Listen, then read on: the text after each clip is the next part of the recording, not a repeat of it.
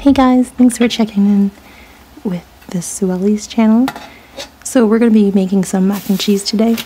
I got my pot of boiling water started. So I'm going to start out with muffalade pasta. I'm just using every pasta that's left over in my pantry because, you know, every pasta is delicious and every pasta offers a different texture. This particular one, if you follow my main channel, Swella ASMR, just plugging that in, I use this muffalade pasta in something called lasagna noodles because those curvy edges totally reminds me of lasagna. Some old school home-cooked lasagna. And don't forget to salt your water because that adds flavor. Flavor is amazing. And I have this curly corkscrew pasta as well, and I throw that in. I actually add in tons of pasta in this, so don't be surprised. And it's a great way to use up any pasta that you have sitting in your house.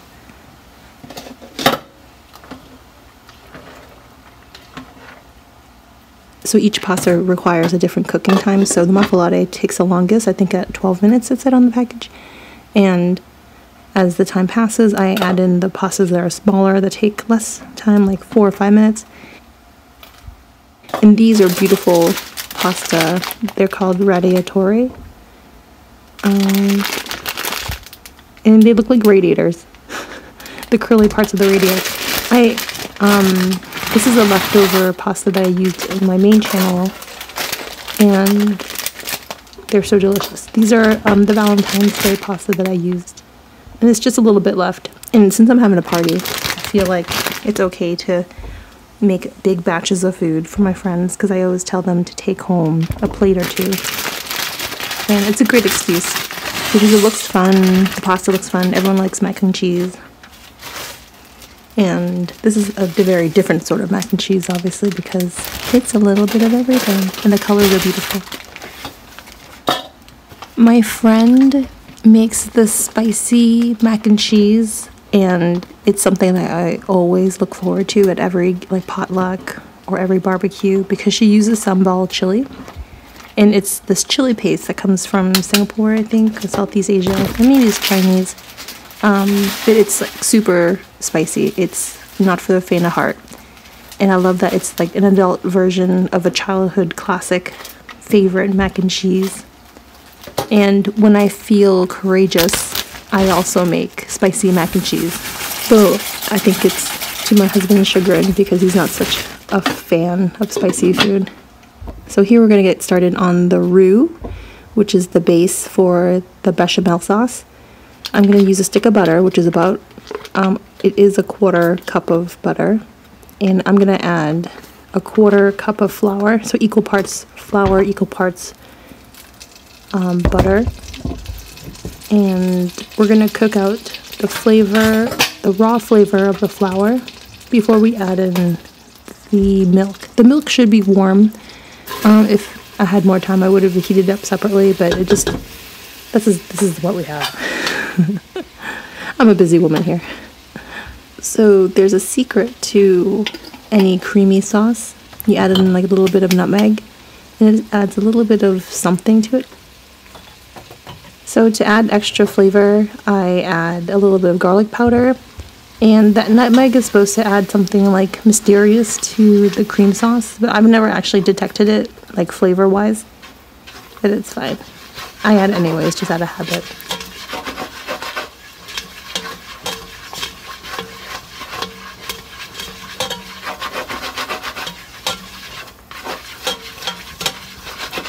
So here I've drained the pasta, and you can see that I put ice. I wanted to cool it down because I was doing a whole bunch of dishes for the party, so I had to do the macaroni cheese and in separate phases. I cooked the pasta al dente the previous day, and then I made the bechamel the morning of the party, and then I stored that in the fridge, and then I mixed everything together like before the party and then put that in the oven. So I just trying to make it easier on myself. So when I added the milk, you can see how it got a little thick, which is good.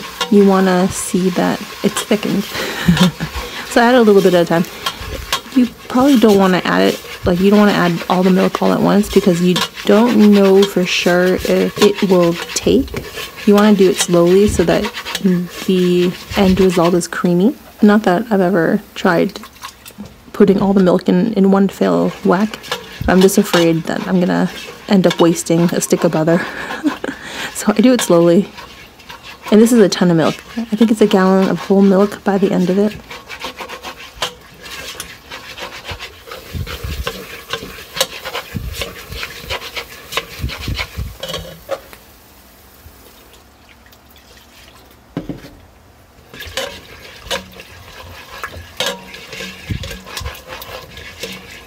So it's looking very velvety, which is what you want. So at this point, you're pretty safe from it separating.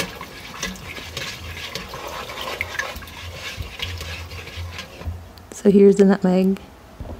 Plug in Trader Joe's, my favorite store.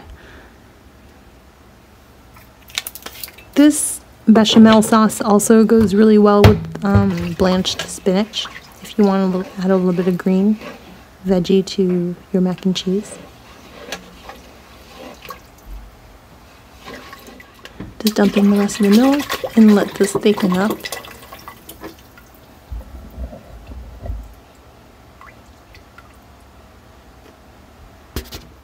Also add a ton of cheese. I just use every cheese in my freezer. So here I had a Mexican blend, which I think is just like Monterey Jack, some cheddar. I forgot exactly what's in the Mexican mix, but you know it's delicious because, I mean, Mexican cheese, Mexican food, hello. And the mozzarella, it adds a nice like stringiness. It doesn't add like very impactful flavor, but it does add a little bit of that texture. You're looking for that creamy stringiness. The cheese pull, as they say.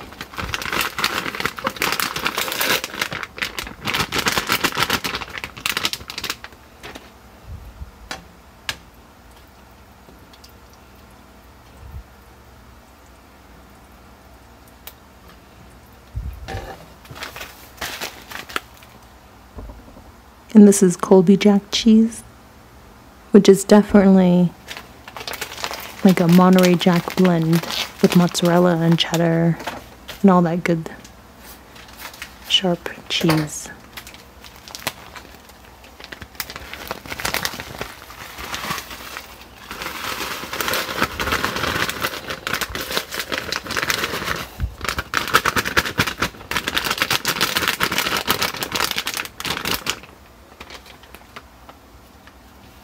It's nice to add shredded cheese just because it melts into the cream sauce a little bit easier, but you can use chunks of cheese. It just takes longer. And I have this on a low heat to gradually melt the cheese into the sauce.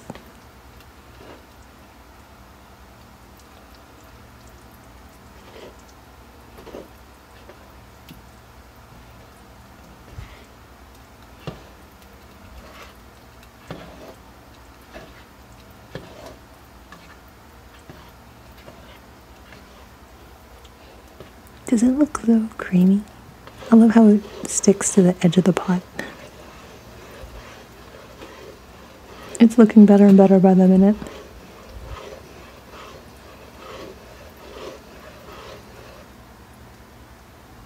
And I totally forgot to film me mixing the cheese with the pasta and putting it in a baked tray. So just use your imagination because this is ultimately what it looked like.